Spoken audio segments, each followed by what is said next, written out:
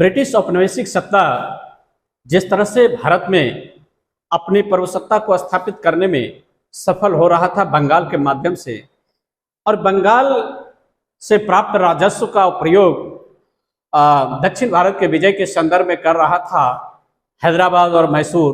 तो मैसूर में जो चुनौती ब्रिटिश प्रभुसत्ता को मिल रहा था हैदर अली और टीपू सुल्तान के रूप में, तो हैदर अली चूंकि बीच युद्ध में ही मृत्यु को प्राप्त कर चुका था सेकेंड एंग्लो मैसूर वार के दौरान, लेकिन उस सेकेंड एंग्लो मैसूर वार के दौरान ही जब टीपू अपने पिता के बागडोर को संभालते हुए सैन्य संचालन करते हुए ब्रिटिश को काफी गंभीर चुनौती प्रस्तुत करने में कहीं भी पीछे नहीं रहा, और टीपू किस तरह से ब्रिटिश को नाको चने चबा दिया। तो वैसी स्थिति में आज मैं आप लोगों के साथ टीपू के बारे में चर्चा कर रहा हूं और किस मजबूती के साथ ब्रिटिश को अपनी गंभीर चुनौती प्रस्तुत किया। तो नमस्कार, मैं के.एस. मुरारी। आज मैं आप लोगों के साथ अपने YouTube चैनल के.एस. मुरारी के बैनर तले टीपू सुल्तान के बारे में और टीपू सुल्तान का व्यक्तित्व किस तरह का था, तो टीपू सुल्तान पर आज मैं उसके व्यक्तित्व के बारे में चर्चा कर रहा हूं। हैदर अली और उसकी पत्नी फातिमा के घर काफी बहुत प्रार्थना के पश्चात 20 नवंबर 1750 ईस्वी को एक पुत्र रत्न जन्म लिया जिसे टीपू सुल्तान कहा गया। सुल्तान उसके नाम का एक अंग था और राजकुमार तथा उसके शासनकाल में, अपने शासनकाल में वह सुल्तान के नाम से ही जाना जाने लगा।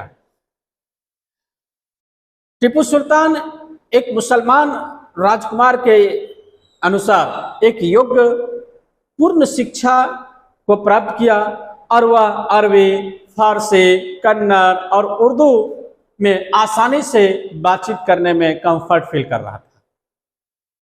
टीपू सुल्तान एक हृष्ट-पुष्ट व्यक्ति था। घुड़सवारी, बंदूक और तलवार चलाने में भी वह सिद्धहस्त प्राप्त कर चुका था। वह पालकी में चढ़ना पसंद नहीं करता था क्योंकि उसे यानी पालकी को केवल स्त्रियों और रोगियों के लिए ही उपयुक्त मानता था। तो इसी संदर्भ में टीपू सुल्तान पालकी पर नहीं चढ़ता था। कहना था कि पालकी पर स्त्रियां चढ़ती है या फिर बीमार व्यक्ति चढ़ता है, मैं तो सुल्तान हूं। अपनी यौवन के दुहाई देते हुए अपनी श्रेष्ठता को साबित करना चाहा।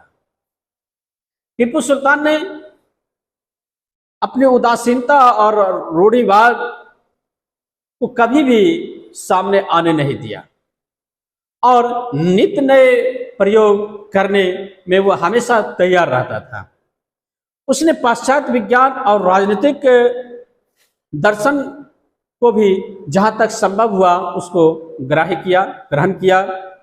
जब फ्रांसीसी क्रांति के फलस्वरूप कुछ फ्रांसीसी सैनिकों ने श्रीरंगपट्टनम में जैकोबियन क्लब को बनाने का प्रस्ताव किया तो टीपू ने उसे सहर्ष स्वीकार कर लिया और इस अवसर को मनाने के लिए 2300 तोप के गोले और 500 हवाई रॉकेट चलवाए।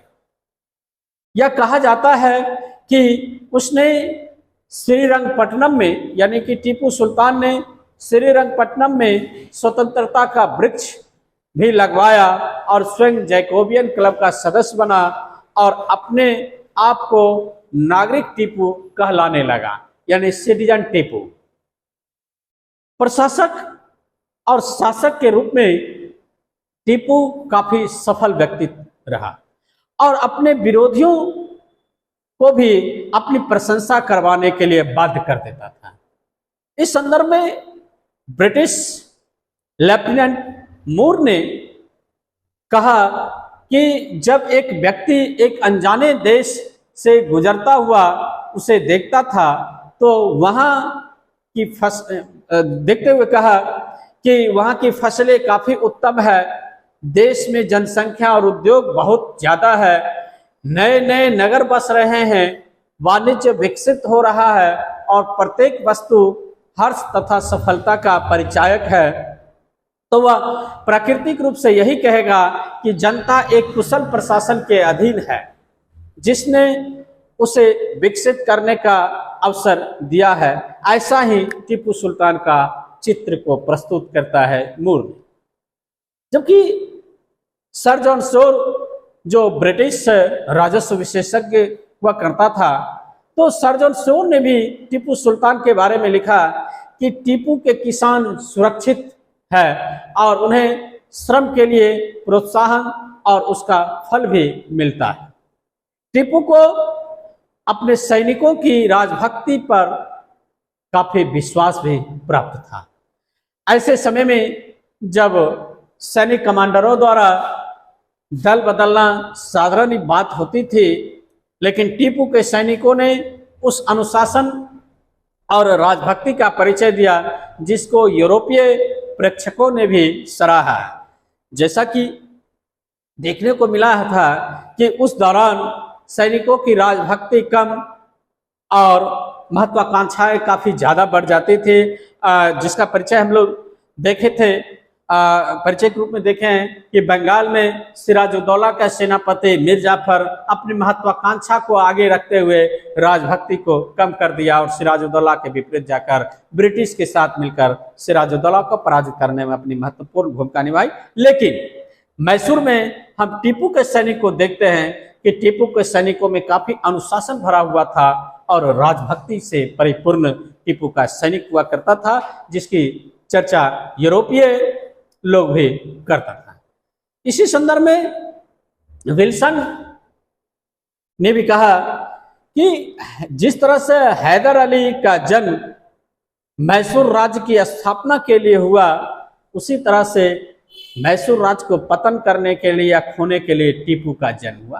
क्योंकि टीपू की जो नीति थी और उसी नीति के संदर्भ में चतुर्थ आंग्ल मैसूर युद्ध होता है और चतुर्थ आंग्ल मैसूर युद्ध के साथ ही मैसूर राज्य की समाप्ति भी होती है।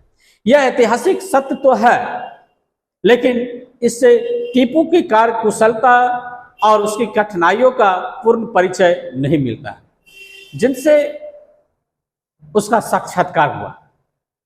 टीपू की वीरता और नवीन प्रयोगों की भावना प्रायः उनके अवगुण माने जाते हैं। हैदर अली ने तो प्राचीन वाडियार वंश के झूठे ढोंग को जीवित रखा, लेकिन टीपू ने 1787 ईस्वी में पातशाह की उपाधि धारण कर अपने नाम के सिक्के चलाए। वर्षों तक महीनों के हिंदू नामों के स्थान पर अरबी नामों का प्रयोग किया और नए पंचांग यानी कैलेंडर को भी प्रारंभ किया। टीपू का नवीन परिवर्तन लाना केवल परिवर्तन नहीं था, बल्कि वे एक जागृत शासक द्वारा प्रारंभ किया गया सुधार था।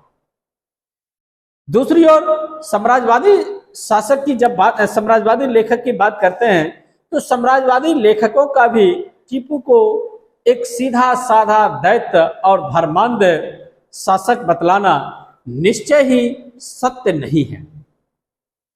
टीपू की धर्मपरायणता को आवश्यकता से अधिक महत्व दिया गया है।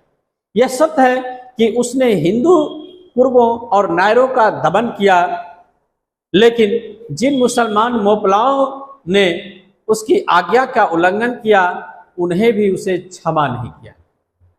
उन्हें भी टीपू सुल्तान ने क्षमा नहीं किया। कुछ वर्ष पहले मिले श्रृंगेरी पत्रों से पता चलता है कि जब 1791 ईस्वी में मराठा आक्रमणों से श्रृंगेरी मंदिर का भाग टूट गया, तो श्रृंगेरी के मुख्य पुरोहित की प्रार्थना पर टीपू ने उस मंदिर की मरम्मत के लिए भी अपना राशि उपलब्ध करवाया और श्रृंगेरी मंदिर के साथ साथ शारदा देवी की मूर्ति की स्थापना के लिए भी टीपू सुल्तान ने धन दिया। सुल्तान ने श्रीरंगपट्टनम के दुर्ग में स्थित श्री रंगनाथ नरसिंह और गंगा धारेश्वर के मंदिरों की पूजा में भी कभी हस्तक्षेप नहीं किया। तो इस तरह से यदि कोई कह दे कि टीपू धर्मांध सुल्तान था, तो यह अतिशयोक्ति होगी, एक पक्षीय व्याख्या होगी।